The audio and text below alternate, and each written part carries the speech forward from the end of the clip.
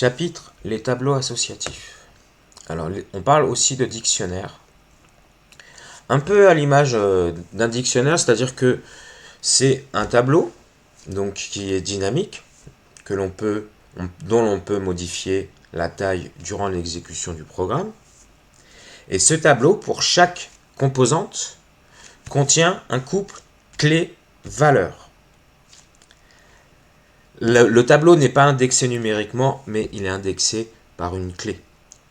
Alors, quand on déclare un tableau, on appelle ça associatif, c'est-à-dire que on a un couple clé-valeur, et en Java, on va devoir, quand on déclare notre référence, par exemple ici, HMAP, d'identifiant annuaire, et on déclare ici le type de la clé, le type de la valeur.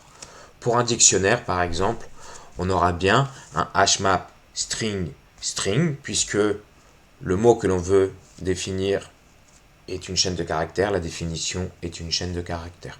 Ici, on a déclaré notre référence à la valeur nulle, elle ne référence rien. Dans un deuxième temps, annuaire est égal à new HMAP. Dans ce cas-là, on va bien affecter à annuaire une référence sur un tableau associatif qui est pour l'instant vide. Et donc, on va avoir une clé, une valeur. Chaque composante de notre tableau est un couple clé-valeur. Et on va pouvoir accéder à la valeur grâce à la clé, exactement comme un dictionnaire, comme on a dit. Le terme, c'est la clé, la valeur, c'est la définition. On peut très bien avoir un numéro de compte bancaire aussi. Le numéro de compte, c'est la clé, et on va faire correspondre le compte en question, toutes les informations, le solde, les dernières opérations. Et par exemple aussi pour vos contacts sur votre téléphone, pour un contact, généralement un nom, on va lui associer un numéro de téléphone. Donc à une clé, on associe une valeur. Alors sur notre annuaire là, on va pouvoir exécuter des méthodes, des traitements pour modifier notre tableau associatif. Par exemple, on va pouvoir, grâce à la méthode put, en lui spécifiant la clé et la valeur, on va pouvoir ajouter une composante, donc une paire clé-valeur dans le tableau associatif. Grâce à la clé et la méthode get, on va pouvoir récupérer la valeur. Remove, on supprime un couple clé-valeur dont on spécifie la clé en paramètre. Contains key, est-ce que notre tableau contient la clé passée en paramètre? Est-ce que notre tableau contient la valeur passée en paramètre? Cette fois-ci, contains value. Values nous renvoie une collection. Alors une collection, c'est comme un tableau dynamique.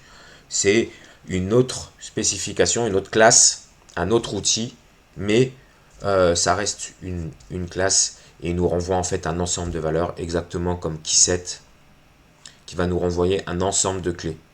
Collection, set, on les verra un peu plus loin dans les notions avancées. Alors prenons un exemple assez simple. Ici, on a déclaré dictionnaire. Dictionnaire est une référence à un tableau associatif dont la clé est de type chaîne de caractères, la valeur de type chaîne de caractères. On a créé notre tableau et donc on a ajouté dans notre tableau des couples clé-valeur, paradigme, dont la clé paradigme, microprocesseur, algorithme, programmation. Et dans nos méthodes put, en deuxième paramètre, on a les définitions des différents points, des différents termes. Puis, dans la ligne en dessous, on affiche la valeur de la clé paradigme, en d'autres termes, ici sa définition. Donc on va bien afficher modèle théorique de pensée, etc., qui oriente la recherche et la réflexion scientifique. Contents algorithme, oui, on a bien notre tableau associatif qui contient la clé algorithme. On récupère, on affiche aussi l'ensemble des clés. Donc c'est ce que l'on peut voir ici, algorithme, programmation, microprocesseur, paradigme. Et là, en dernier ressort, en fait, on va parcourir notre tableau associatif.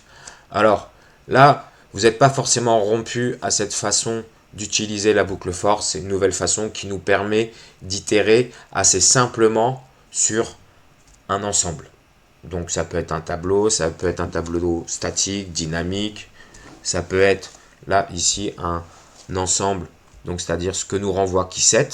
Et donc en fait, on va avec cette structure de contrôle, on va itérer, c'est-à-dire que notre variable là qui est définie avant les 2 points va prendre successivement les valeurs de notre ensemble qui est après les 2 points.